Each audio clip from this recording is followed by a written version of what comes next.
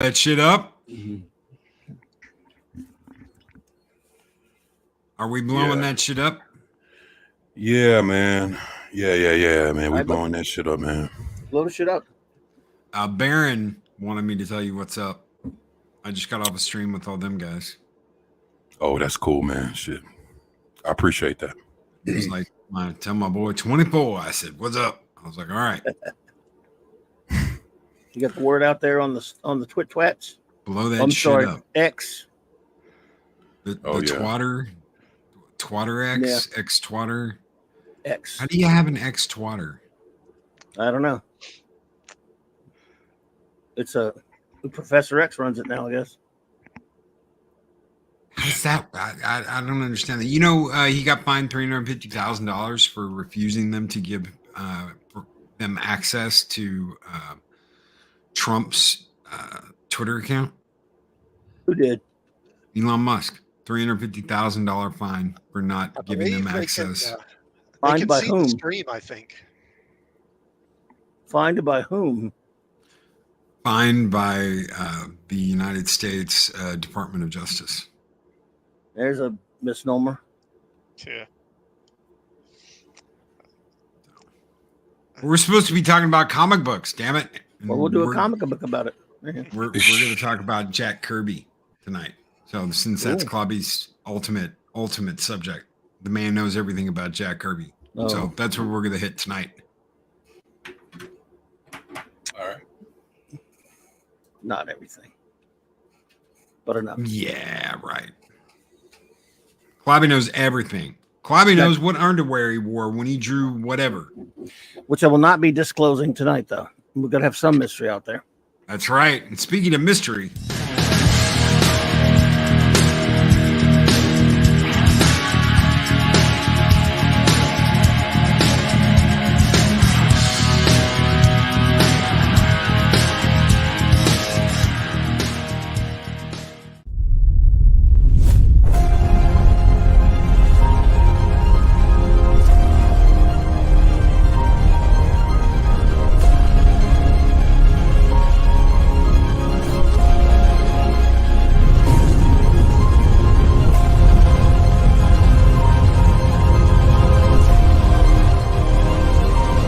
I'm waiting for my favorite part, and it's coming. You know it's coming, ladies and gentlemen. It's clobbering time. Clobbering time!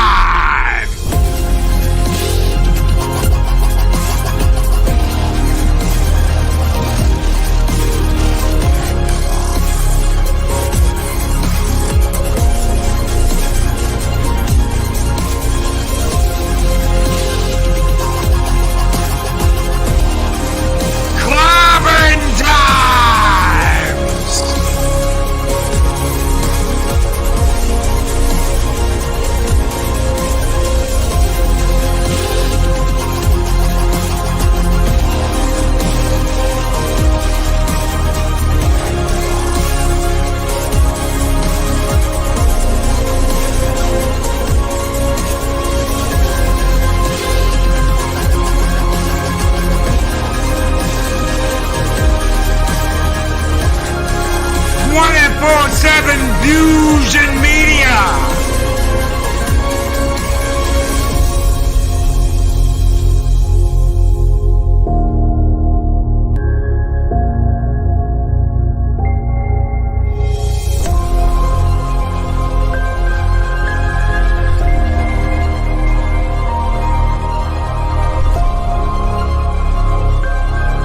Like the fire's Valhalla for Stone Cold Loki.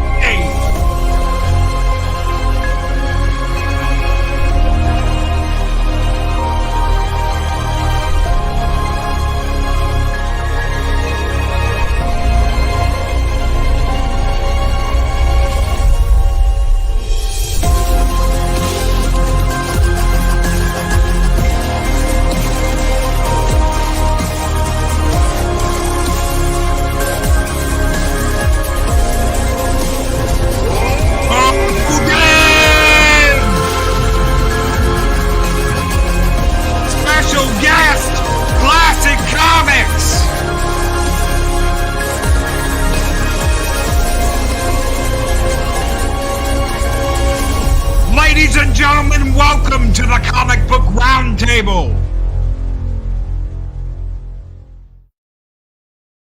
And we lost 24. 24, if you can hear us, it says that your mic or your camera isn't connected correctly. I don't know what happened, but good evening, everybody. It says you're still in the stream, but I can't add you back in because it says device. There you go. I don't know what happened. Hopefully he will be back in just a moment. Good evening, everybody, and welcome to the Comic Book Roundtable. I'm your host, Stone Loki. Right off the bat, Psychodorf9 sends a $5 super chat and says, "Hey, y'all, today sucked.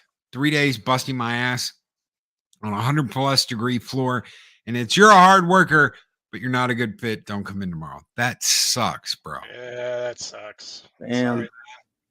I am so Sorry. sorry, brother. That absolutely sucks. We've got the one and only, the man himself, the myth, the legend. He used to own a comic book shop, ladies and gentlemen. Clobberin Times. What is up, my friend? How are you doing? Hey, buddy. Thanks for having me. Doing all right. Just great to be here with my buds on the round table. Our table is round. Our knowledge is sound. The best to be found. And tonight, let's be wound and round at our table.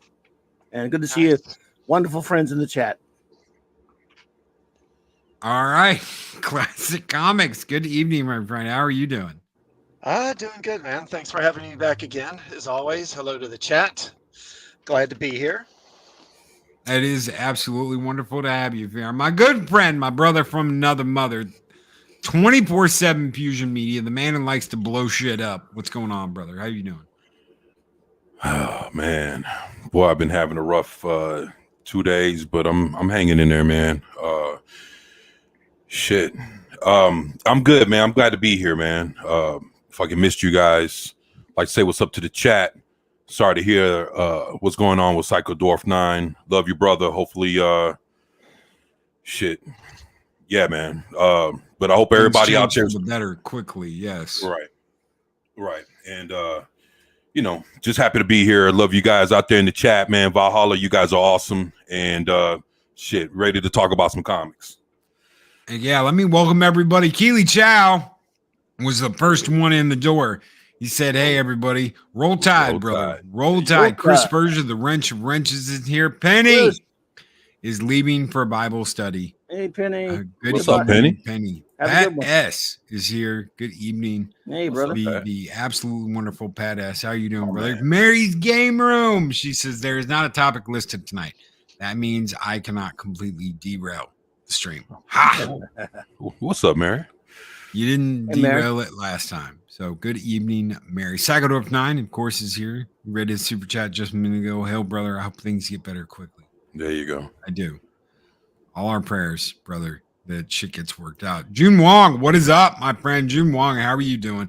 Akimi Morrow, what is up? I'm gonna hate that I'm not gonna be in Dallas this year for retro, Oh, but next year we're gonna do it next year. So we'll see you next year. We'll see you and Daryl next year. I can't wait to do Valhalla Con again and get you guys come and hang out for a little bit. Disney's Sheep Herder is here. Good evening. Sheep Herder. What's up? Ironcaster. He went commando. My man. Oh. Jack Kirby went commando. he was a commando, actually. So, yeah. That's a commando. I happen to be the leader of the Kirby Commandos myself. So. Lester San Jose, the Skeptic Tank. What is up, Lester? How are you doing?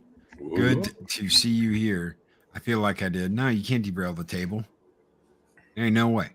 So we're going to talk a little bit tonight about Jack Kirby. I'm sure some other stuff will come up. God, we help us. We were talking about Star Trek backstage, and I don't think anything can help that. So I don't know. We just got through. Shockwave, the first part of the season finale of season 1 of Enterprise. Enterprise, and yes. Eris is loving T'Pol. T'Pol is her favorite character.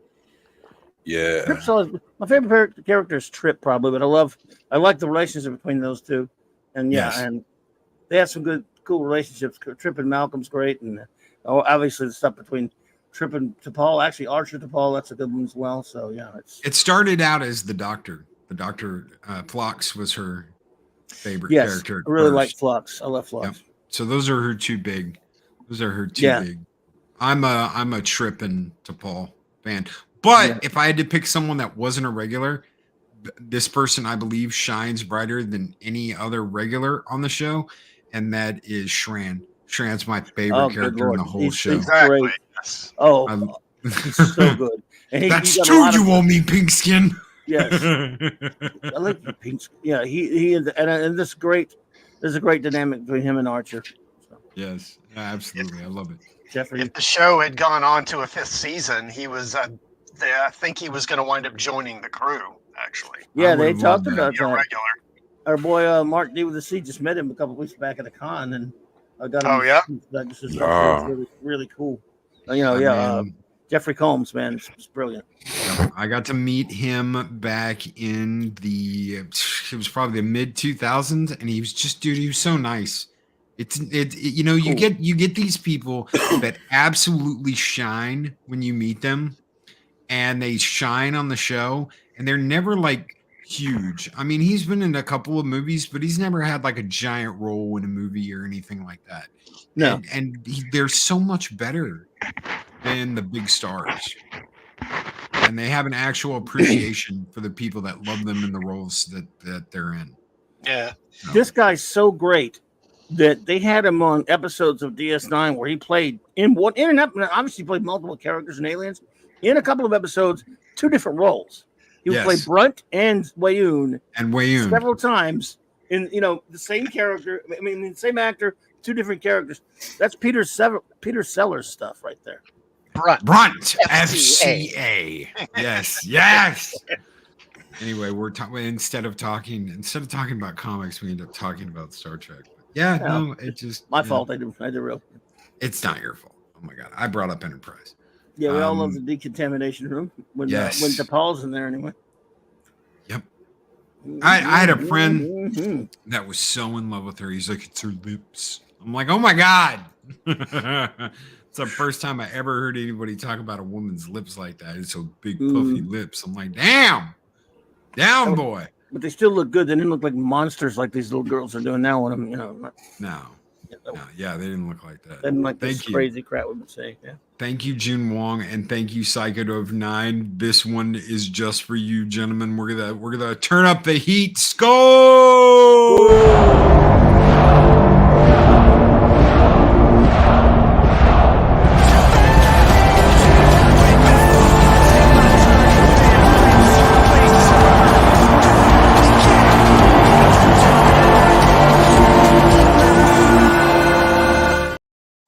And all down, just burn it down.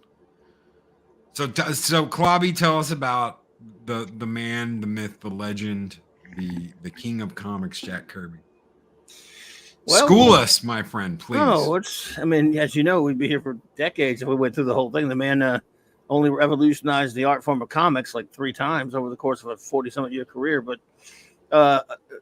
Jakob Kurtzberg was born August 28th, 1917, and went on to co-create and create not only the most legendary, comic book characters, superheroes, and such,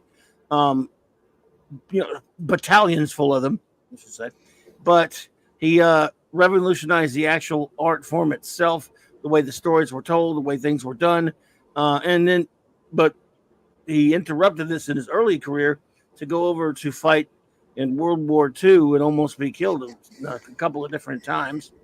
I would, as a side, I would recommend anyone go to Amazon. I think it's still there. There's a documentary called Kirby at War, which talks about his war experiences and how his war experiences affected his art and his storytelling when he came back. And it's fascinating. I talk about it every now and then. It's a great documentary. But Jack, of course, co-created Captain America, who incidentally wasn't the first patriotic hero. He was the second one. Archie Comics, The Shield predates him by like a couple of weeks, months, or whatever. And yet Cap took center stage on that legendary issue #1 where he's punching rhymes with Schittler. And MLJ actually took legal action because they thought his shield looked too much like the Shield costume. That's right. Which is why they didn't like it. which is why he wound up getting the round shield on his second issue. But he I mean, that's one of obviously his first big creation. But he was trying to make ends meet when he finally settled on the name Jack Kirby. I mean, he used a few other ones, but he did such early jobs as working for the Fleischer cartoons, doing storyboards for Popeye cartoons, and did a lot of other different strip work and stuff like that and things. But eventually, when he became Jack Kirby, he went with Timely Comics and Fox and some of the other ones, including Fawcett. He did some a couple of the early Captain Marvel Adventures magazines that our good boy, a good old buddy, our boy CC Beck. He did some of those first ones. Farmed it out. He and his partner Joe Simon. Yeah, he worked on some of those, but he didn't stay at Fawcett very long. Wow, I had no idea. I gotta look that up, man. Number one, Captain Marvel Adventures #1 and maybe even #2. Okay. They went. In fact, they were hiding from Timely because of Martin Goodwin, and that was when a certain young 17-year-old office boy punk was all up in this business.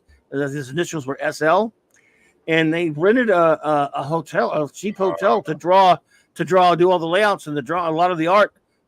Captain Marvel Adventures #1, and eventually somebody dropped dime on them, but they were moonlighting.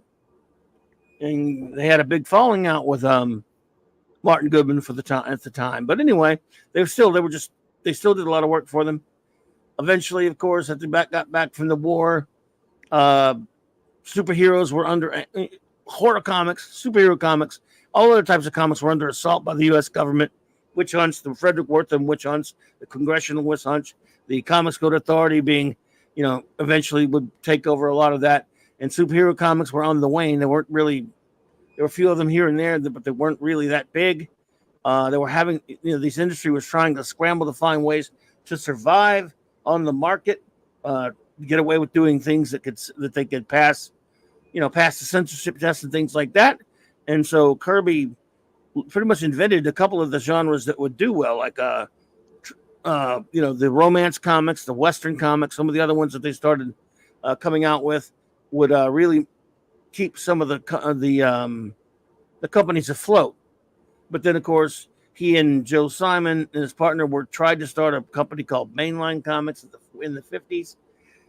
It didn't quite work out, so they started doing and kind of split their separate ways for a while. And he went to work for National, which is DC, meaning Kirby. So was that when he did Fighting American? Yeah, that was basically a Mainline one. Yes. Okay. With Joe Simon. Yes, I love Fighting American. That was a great one. And he did other ones like The Fly, and stuff like that. And then later, but when he went to DC, he did Challengers of the Unknown. But he also did a bunch of he started working for Atlas as well, doing a lot of science fiction comics, a lot of Western comics, even horror stuff, even humor books. He did it all.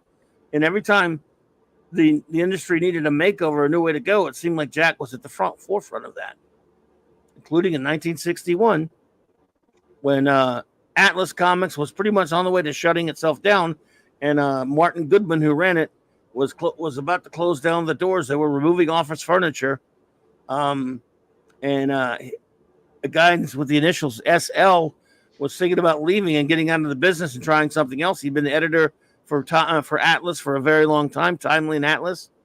But they'd seen that a book called The Justice League was doing very well for Henry Donenfeld and Jack Leibowitz were bragging about the Justice League. The kids were really liking these comics where superheroes were making a comeback, and they were superheroes teaming up. And so Jack Kirby, with a little help from some guy, I keep forgetting the name of the guy that helped him edit the book or whatever. I keep forgetting the guy's name.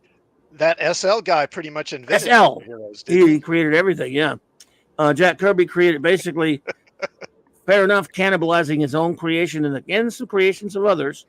Came up with the Fantastic Four, which of course launched 1,000 ships because it launched which would eventually be called the Marvel Age of Comics by that funky Flashman guy, SL.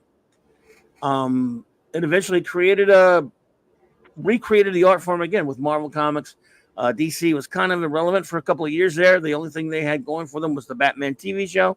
But in terms of on the stands, obviously DC had animation. They had animation, things like that. But on the stands, Jack's inspiring, getting the Marvel ball rolling in 61, 62, 63, in particular, those prime years, 60 years ago now, are what really solidified the industry and the art form to, this guy created and co-created characters that literally has made billions upon billions upon billions of dollars, of which he's only seen like a tiny fraction of profit. And he saw nothing, but his family now is getting a little bit. But Jack Kirby also ushered in the ages. When he left in 1970 to go to DC Comics, he ended the Silver Age of comics and it started the Bronze Age. And eventually, by the late Bronze Age, he was kind of out. His arm was really messed up. His hands, he couldn't draw as much as he would like to. He was going to less and less conventions. By then, he was already solidified the king of comics, who, ironically, he was named that by SL. And Jack Kirby has created more characters, more concepts, more art for the comic book medium than just about anybody. And as far as the concepts and the characters and the stories, it's not even close. There's nobody even close. There are a couple of people as far as page output. There are two guys right now that passed him up as far as page output, because he's at 19,000 something or whatever. He's number 2 or 3 at that. But as far as creations, it's not even close. And I'll end with one bit, Loki. Okay. In 1990, and I tell this story a lot. The second time I got to meet him, Jack was a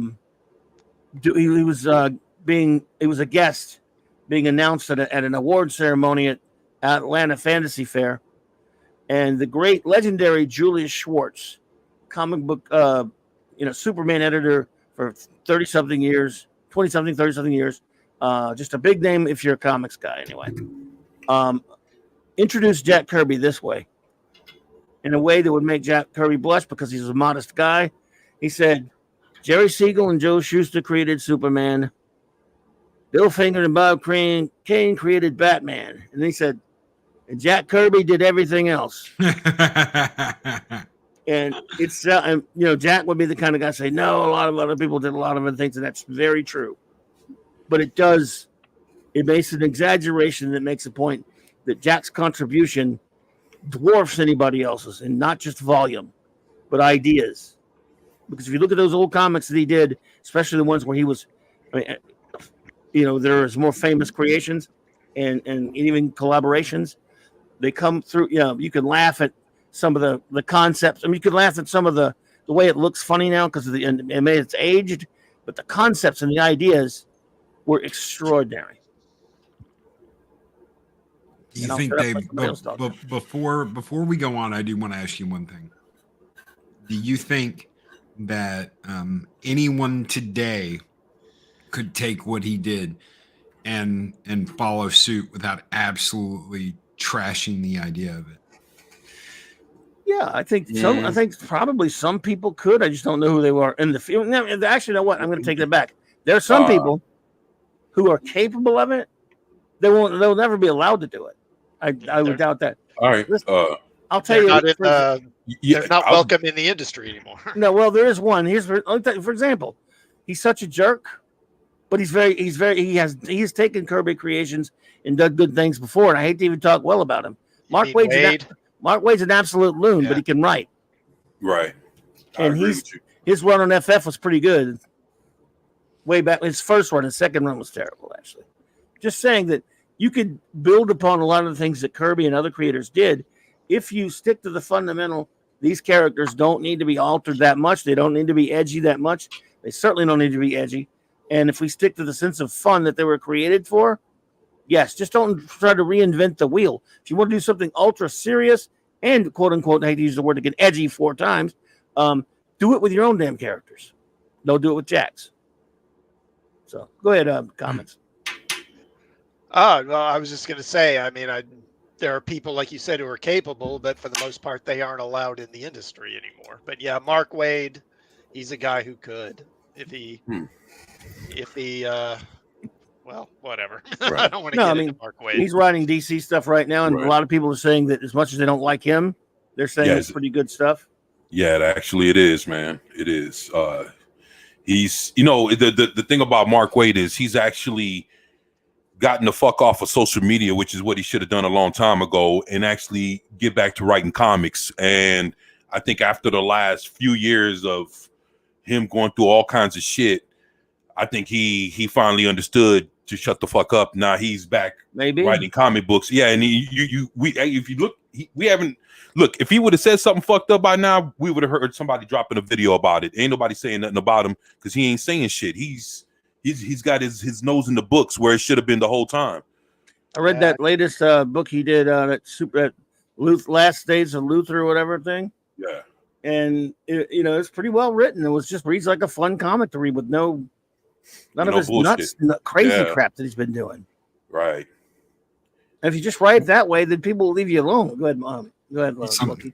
All I was going to say was sometimes genius follows very closely to madness. Oh yeah. Oh yeah. Alan Moore's a nut. He was some brilliant stuff. Classic. What do you think about Kirby? I mean, I know Clobby went balls deep. I don't want to say balls deep into Kirby, but well, I think like a lot of people like of my generation who got into comics, I didn't really love Kirby at first, and it took me a while to really kind of come around and appreciate how brilliant he is, because of I mean, the thing, it's his drawing is not in any way realistic, but I think after a while you realize that's what's brilliant about it. I mean, he really kind of, it's all fantasy, and he's not making any attempts to be believable. He's going for just completely larger than life, completely idealized. I remember reading about how I forget which satellite it is. It's one of the Voyager satellites. They put that gold plate on it that's got like a phonograph with a bunch of information on it. Oh yeah, yeah. If some alien race ever finds it, right? Okay, yeah. And there's actually some images on that plate, and it's images of human beings by Kirby. And that's just kind of mind blowing. Yeah. But I think that I mean, like Clobby said, he probably did more for the medium than any single person did. And even because even into the 90s his stuff was being published. It was all, he wasn't working on it, it was, but stuff like what is it, Silver Star, and was it Captain Valiant? Well, Captain Victory and Silver Star were for the 80s. Victory, those are the 80s. But yeah, Captain Glory, and you think of the Topps comics like Captain Glory and some of those Secret Six. Satan 6, isn't that Satan what it was 6? called? You're not Secret Satan. There you go. You got me. Yeah. But yeah. Those, they started doing the Topps comics, and he couldn't really do much with them. But yeah, he was So there you go, and that's for sure. And one of the things I always like to point out, comics and Loki, is that if you could name me another, another magazine or regular publication out there devoted to a comic book artist, I want to hear the name of it because I only know one, and it's been out for. I've been buying it for 30 years. It's called the Jack Kirby Collector, and it's 86 issues so far. It's quarterly. I've been buying it since it first came out from Two Mars Publications, and I love it. I never miss it. But the thing is, how do you fill up? I mean, if the guy's just an artist who just drew a few comics here and there, just drew, because a lot of artists I love, like, I don't know, Gil Kane, one of the greatest, Kurt Swan, Neil Adams, you name it. There was never be like a fanzine. You could, like, a fanzine's one thing, but a magazine based that's got to come out and do different things about different facets of the work and the creations. Then you can't just draw comics. You have to be a creator and do all the other things.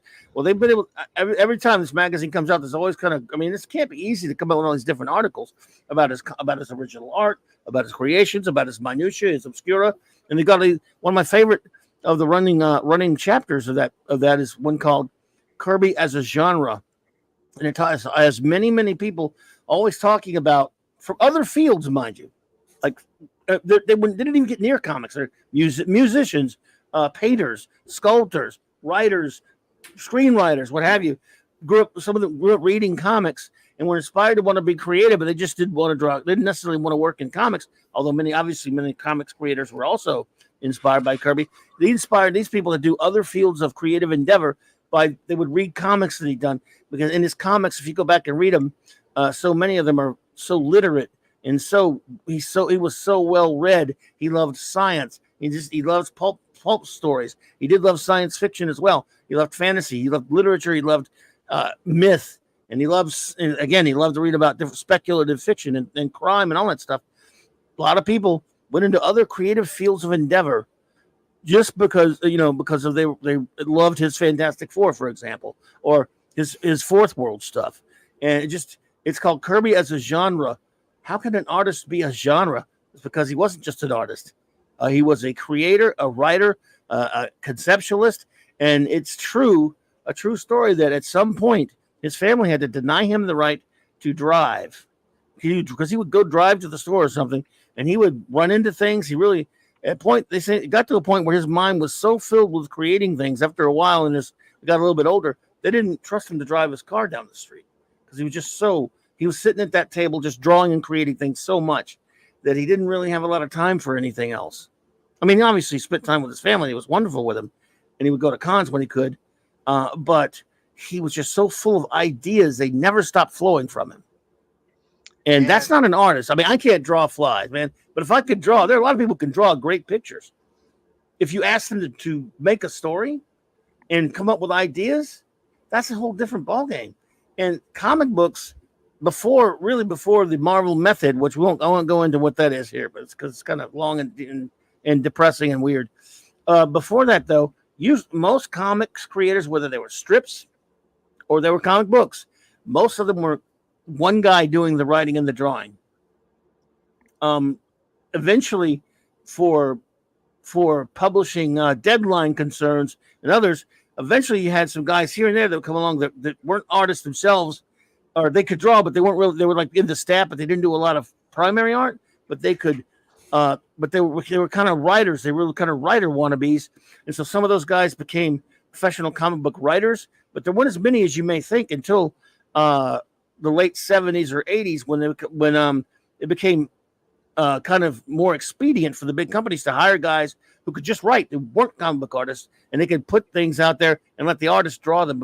But comic book creation for a long time was genuinely 80% or more one guy creating the whole thing, and that's where Kirby comes from.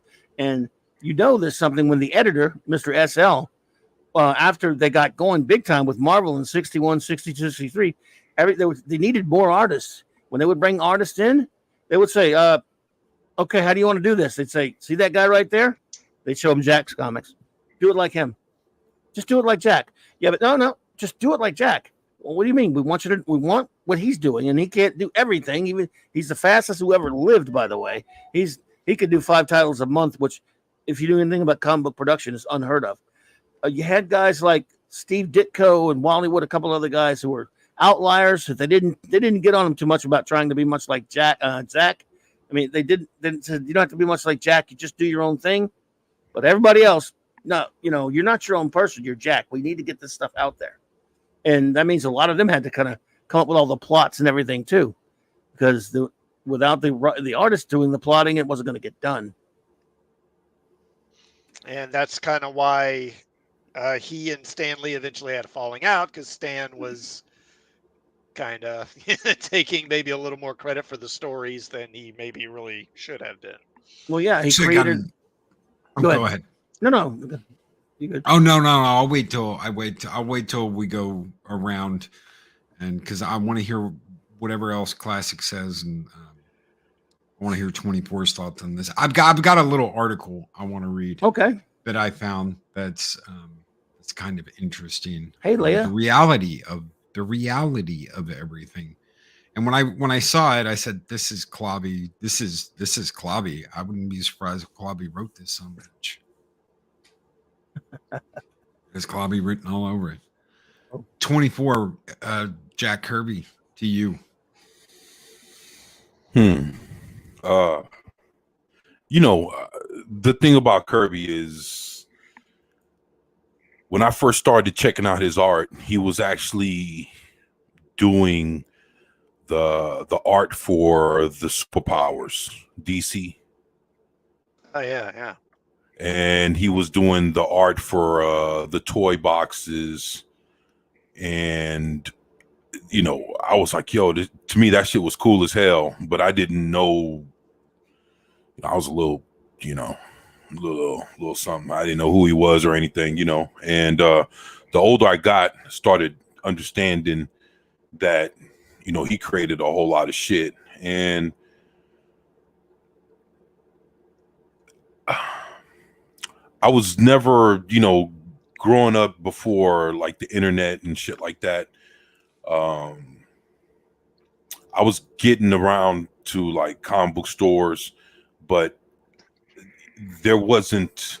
It's like, in order to get something that Kirby did, you actually had to have some money, because the comic book stores I was going to actually had his real comics, and there was no trade paperbacks or no nothing like that around. And I'm not saying that they weren't made, but stores, the spots I was going to, they didn't carry that. They were, they would have his actual comic book high, where it would, hard for anybody to kind of reach, but you can see that it's an original Kirby Fantastic Four going for more money than I could afford. So Kirby was one of those things that when you see it, that it was something that I couldn't get a hold of any of his books to read, because they were too expensive for me to even check out a copy. And the stuff that was coming out was, let me see, it was actually, I think, if I'm not mistaken, let me ask you something, Clobby. What year did he pass, if you don't mind me asking? Kirby? Yeah. It was February the 6th, 1994. 94. See, yes, so if he passed, see, 30 years next year. Yeah. Right. And I was new to the scene, and he, by the time I was coming up, I mean, I was seeing Perez and a lot of other, that era of artists. And I guess Kirby was basically slowing down, and I was like, had an older brother that had, that was collecting Batman and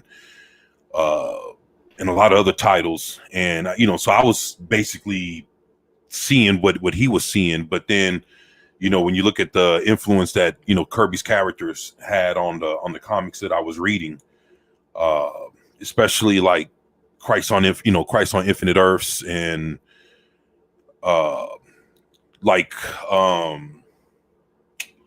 they had there's a book that they have called Odyssey. I don't know if you ever read it. Cosmic Odyssey. Cosmic Odyssey, yeah. Mike Mignola did it. And so basically, I have that comic. So I was able to see basically what he had done, but it was through the way comic books were then. I didn't get to see what he did when he was actually doing it. And by the time I was able to get a hold of comics, I guess the comic book store I was at, they knew the worth of his shit, and I was buying fucking 75 cents dollar comics. I couldn't afford nothing Kirby did, and all the stuff that I saw was his shit from like the 60s and 70s. And I was like, I can't, so it's like basically, like now we can see his stuff through the internet, and YouTube videos, you got people showing off all kind of things from Jack Kirby, and I could definitely appreciate it. Actually, he's one of the, like, the next time I get an autographed comic is going to be one of his, man. So that's, I got a lot of other folks. You can't get nothing from Bill Finger, man. I've been looking No. like shit, man. You No, do, you don't, and He never CC signed Beck, anything. yeah. CC and- Beck, I would thought you'd have got something that Oh, easier no, than no. Finger, Yeah, but but it's hard to get anything CC Beck, man, because Oh, really? it's when you look up anything autographed by him, very rarely do you see anything. You Wow. might catch like a letter or something that somebody's trying to sell, but man, he was a curmudgeon, so maybe he didn't like signing stuff. I know he didn't like signing stuff. He called himself the curmudgeon, the crusty curmudgeon. Right. Shit. Kimi Mara says it's amazing to think about the impact of people whose work has not only influenced so many others, but can stand the test of time. People whose work acts as a catalyst for future creators. Right. Yeah. Absolutely. So the ultimate question, at least for me here, is what is real and what is fabricated? Because there's a lot of people that say that there's another guy, someone Clobberin will call SL. Funky Flashman. Or that they called him Stan the Man. Who took a lot of responsibility for some of the work that was being done. And according to Jack, one of his best stories, he said that in 1961, he went into the office of what would become Marvel Comics and found Stan the Man sobbing at his desk. The publisher at the time, Martin Goodman, had decided to drop comics from the company's portfolio. They were already in the middle of moving the office furniture out when Stan said, I had a family, I had a house, and suddenly Marvel was coming apart. He told Stan to hold off Goodman and tell him to wait, beg him, do whatever he could, and he would make it sell. And out of that came the Golden Age returning. And he presented it as a blitzkrieg of character concepts: the Fantastic Four, the Incredible Hulk, Spider-Man, Thor, the X-Men. Kirby would later say, I saved Marvel's ass with those heroes that took center stage in the 60s in the boom period dubbed the Marvel Age. And in 2023, the legacy of Kirby's work has long since taken over as a dominant, indestructible force in mainstream pop culture. He is known today as the King for a reason. So why then was Stan Lee, long recognized as the creator of Marvel, had his own spin on inventing all these classic characters? Lee, who died in 2018, was a charismatic but wily self-promoter cemented by multiple fan-popping movie cameos. Lee's rep as the master of Marvel extended to him becoming, quite incredibly, the highest grossing actor of all time. A new documentary on Disney Plus shows how typical this is. And Lee is framed as the one and only creator. The documentary claims he wrote every word. He created every character. He came up with every creation. And the artists and co-creators, Jack Kirby and Steve Ditko, they were just along for the ride. They were just artists. Lee's version, Good. Damn. Lee's version of events, as detailed in the documentary, is that he would pitch all these new characters and artists to all this creative talent. He came up with all the ideas. He's the one who implemented them. He's the one who told them this is what we're going to do. Never once did a co-creator walk into Lee's office and say, Stan, I have a great idea for a character. It was always Stan's idea. Stan. Yep. And this is one of the things I love most about this.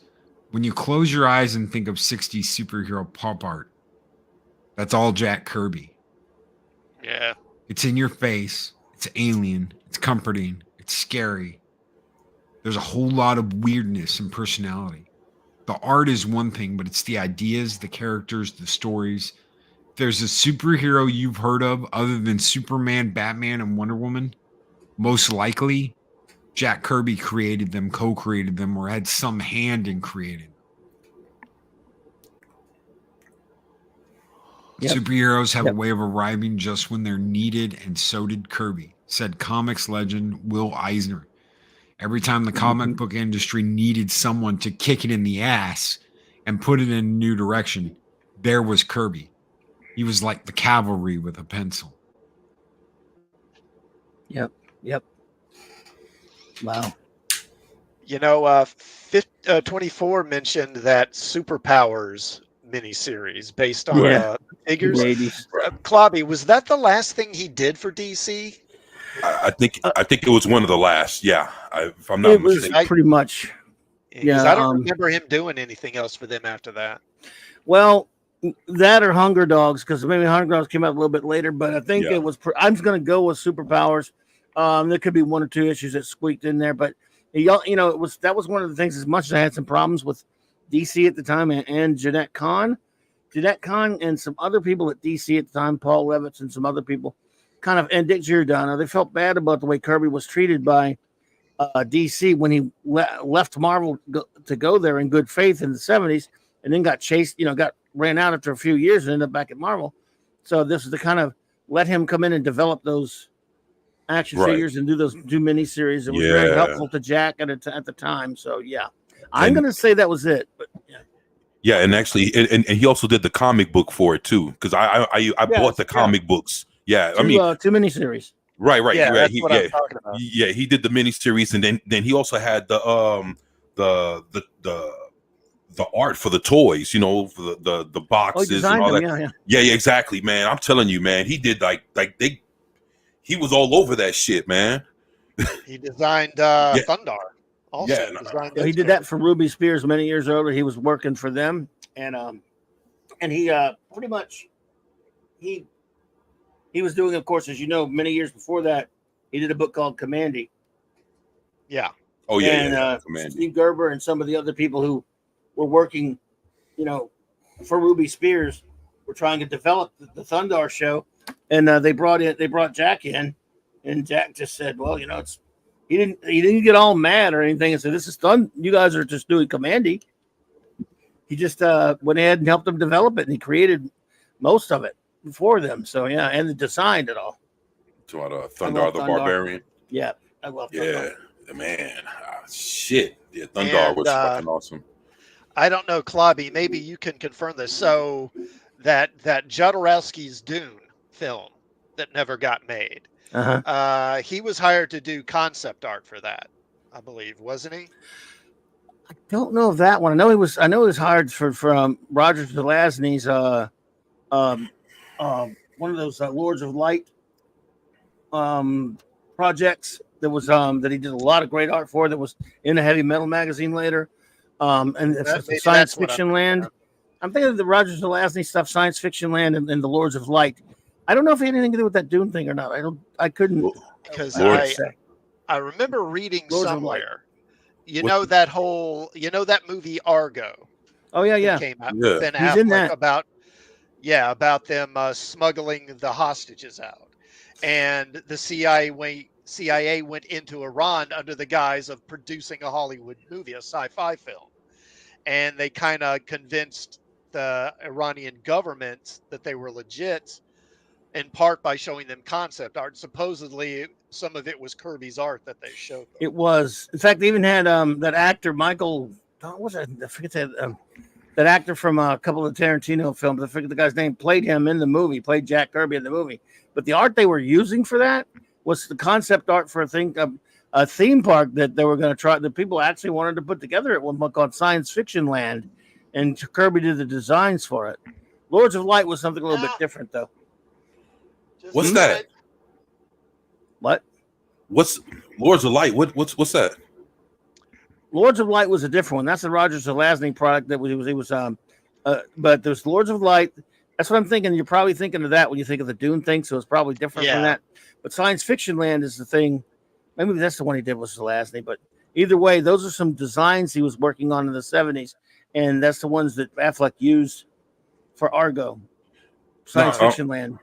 No, what I'm asking, Lords of Light. What is that? A comic book? Is that a story? Is that a movie? What is that? It was a series of science fiction books that he did a lot of concept art for. Oh, it's and a they were going to do a comic. Okay.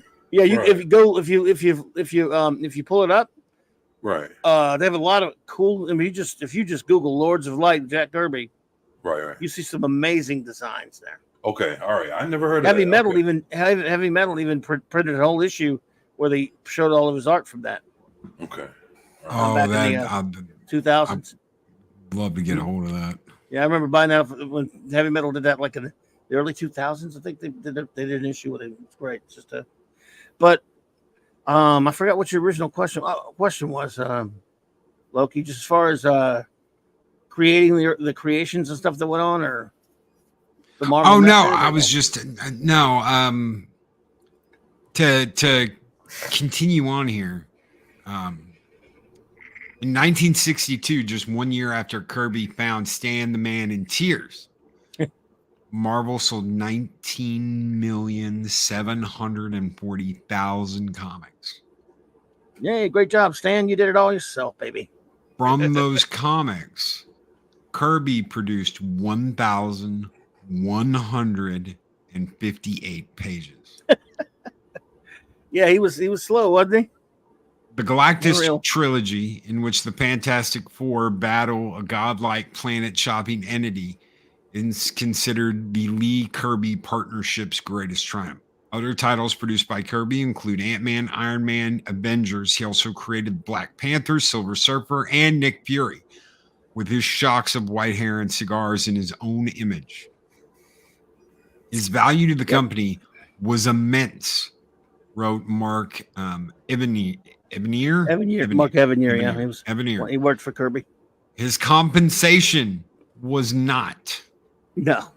Kirby's characters were merchandised without royalties. The company wouldn't secure him a long-term financial commitment, and Martin Goodman made promises that he never came through with. New York Herald Tribune riled up tensions with an article about Marvel depicting Stan Lee as the only genius and Jack Kirby as his assistant dog boy. When Goodman sold Marvel, the new owners also saw Stan the Man.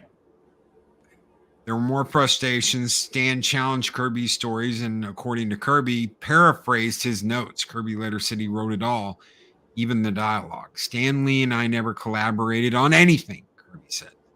I've never seen Stan Lee write anything. Other artists would also question how much Lee actually wrote, though Stan took the writer's credit and fee in 1970. Kirby jumped ship and went to DC. This is a big deal at the time. It was a big deal for the hopes and dreams of the comic book industry. Kirby worked with old artist pal turned DC head honcho Carmine and Infantino. Yeah. Infantino. Jack and Carmine were dreaming big of college-age readers, better techniques, and improved quality of product. Got foiled by a junky industry and distributors and bad luck. They were riding high on a hog, but it didn't happen. No. It's tough to make the lightning strike twice there, but they did create the fourth world that gave everybody dark side. And, right, dark side. Yeah, the new gods. New gods.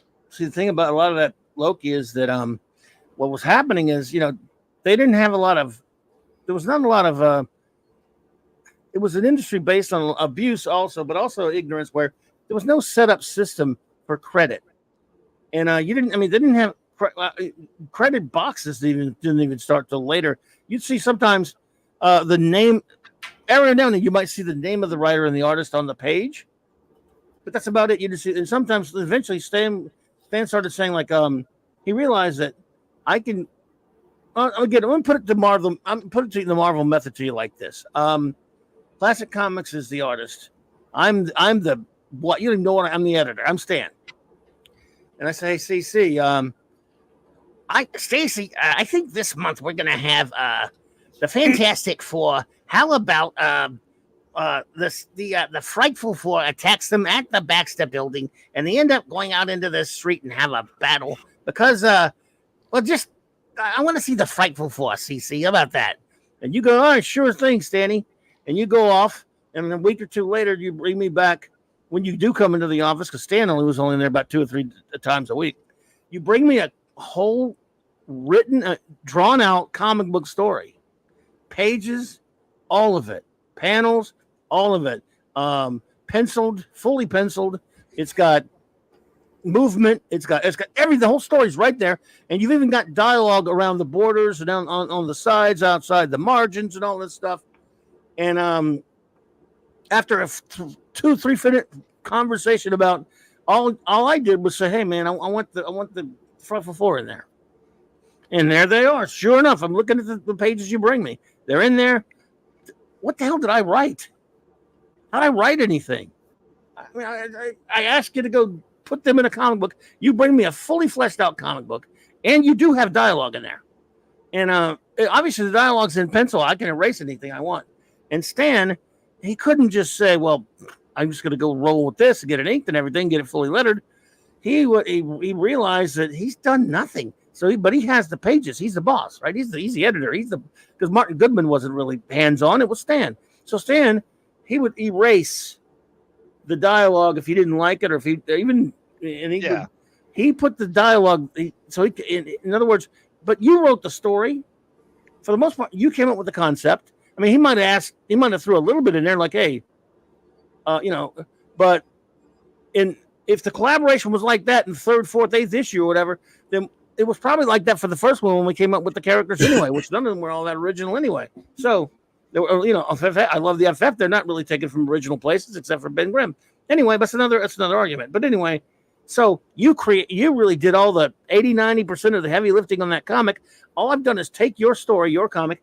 I've added my own words, and some of them contradict with what you wrote. In a lot of cases, Jack didn't like the crap that he would replace and put corny, hokey dialogue, sometimes really a dialogue that did not age well, by the way. The art aged well, and evolved. The concepts, the heroes, everyone loved it. It's the dialogue is the only thing about those old comics that didn't age well.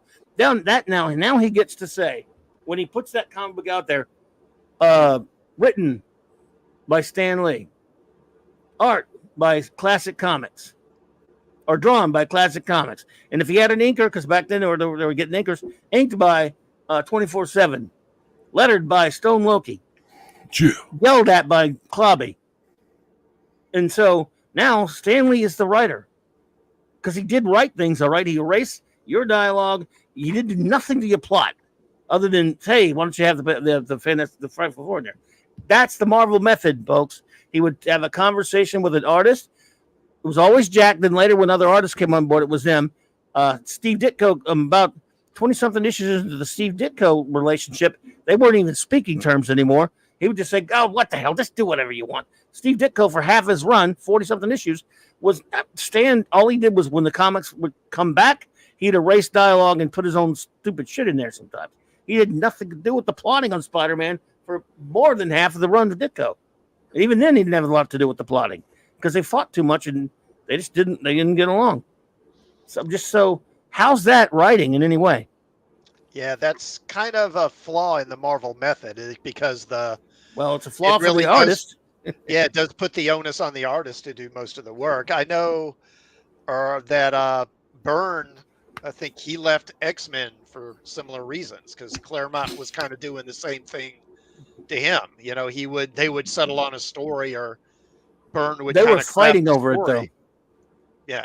I've got a super chat really hit quick. I want to hit MB Geeks Bar and Grill. What's up, brother? He says, comics hit that peak for me in the 90s, but also the downfall with all the variants and all the crossovers, and then buy comics you didn't want to buy, but had to just to get the complete arc. Some of that I didn't mind. If there was a story going on with Superman and it continued in like Man of Steel or Supergirl or one of the other Superman like comics, I didn't mind that so much because it all gelled and it all flowed perfectly. When they stopped doing that, I absolutely had a problem with it. Right. Yeah.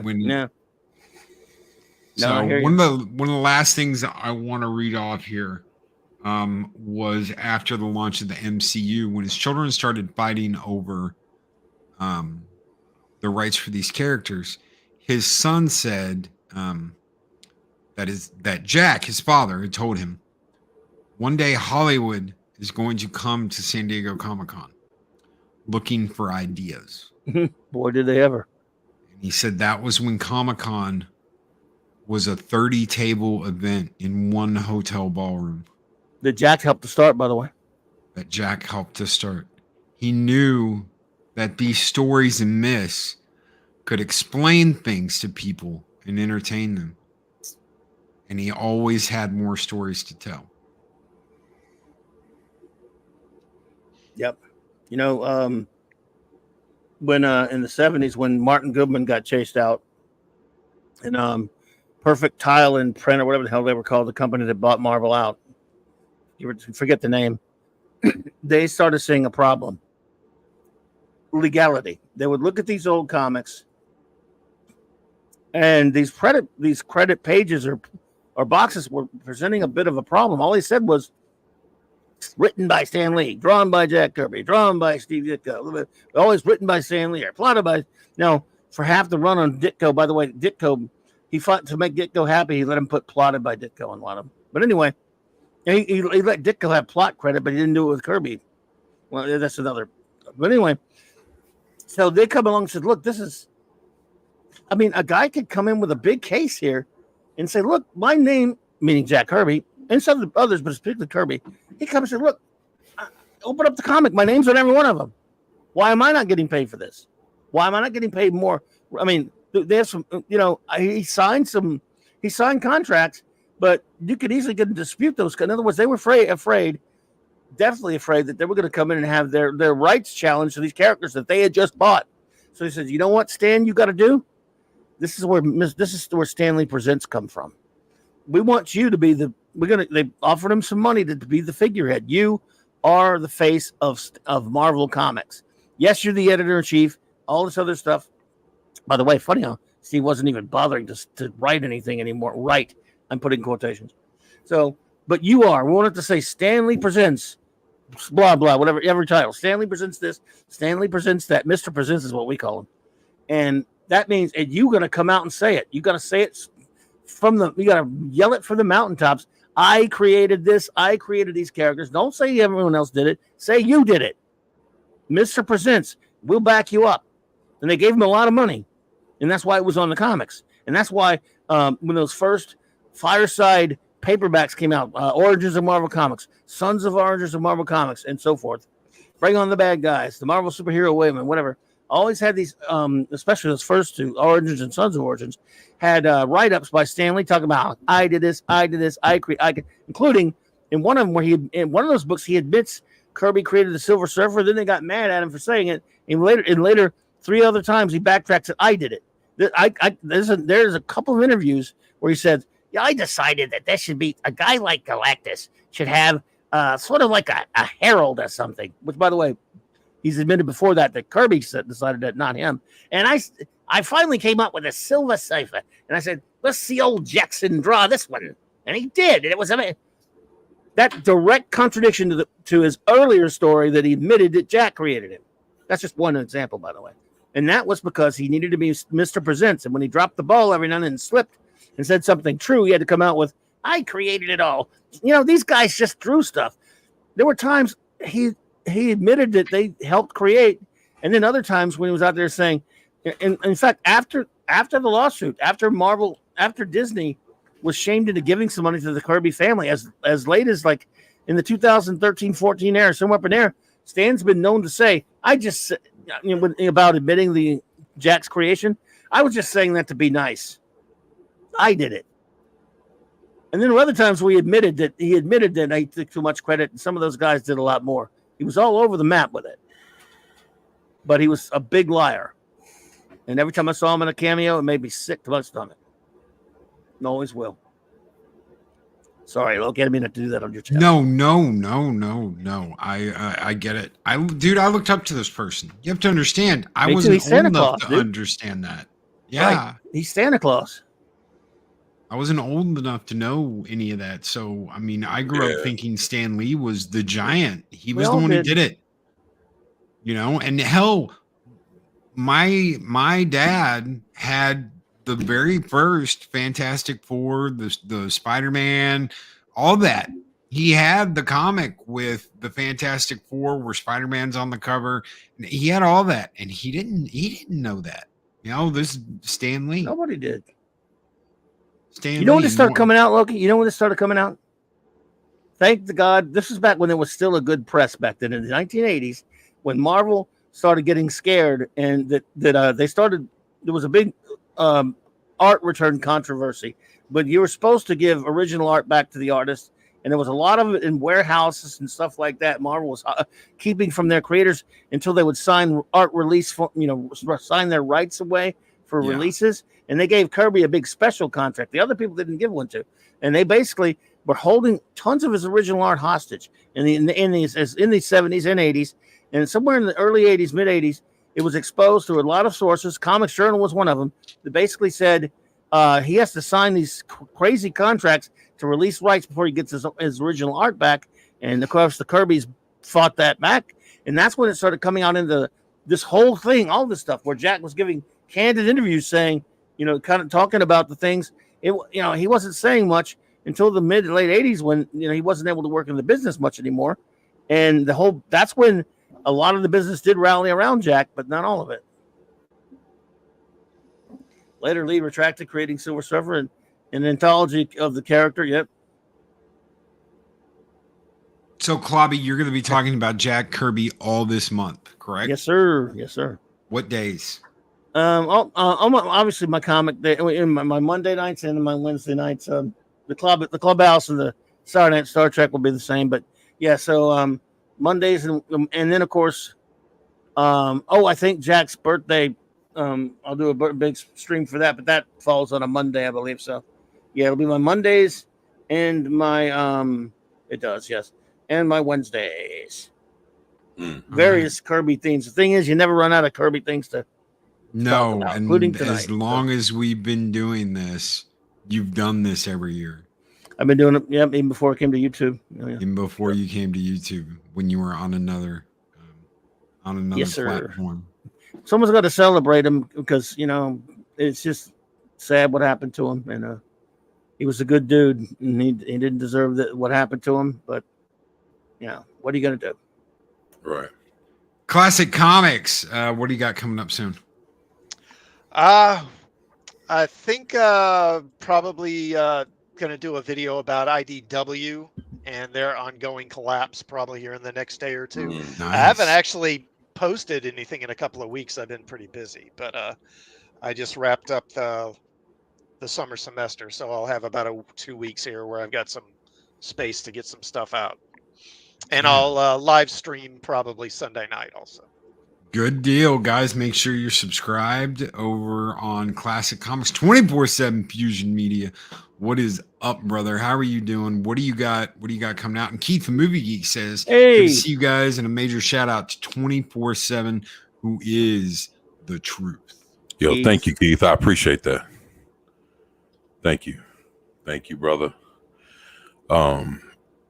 Yeah, actually, I'm working on a video right now, and I got another live stream planned to where I'm trying to figure out how to make some of this stuff work. So I'm trying to do more things, as far as like when I do live streams that I don't know how to do that I should know. So I did a little test like 2 days ago, and I'm planning to do another one, just kind of turn this shit on, press buttons, and see what happens. Nice. So Nice. Hell yeah. Yeah, get you over on Rumble too. I know, Get you right? streaming to 2 different places at the same time. Yeah, I need to figure. Yeah, shit. I need help with that, Yeah. man. Yeah. Oh yeah, guys. We're gonna be back tomorrow for Thirsty Thursday. Thank you so much. It's been a crazy day here in Valhalla. Been running our butts off, but the day's almost done. I have no idea what we're gonna bring you tomorrow. I know we're gonna have one hell of a conversation on Friday morning. on the weekend review with Arwen Avalon, the Queen of Avalon 19, and the Rooster Day Bob. But I have no idea what we're going to do tomorrow. So until then, guys, please take care of yourselves. Be excellent to each other. Always speak friend to enter. We will see you on the next Comic Book Roundtable. Have a great one, everybody. Good night, everybody. Peace. Good night, folks.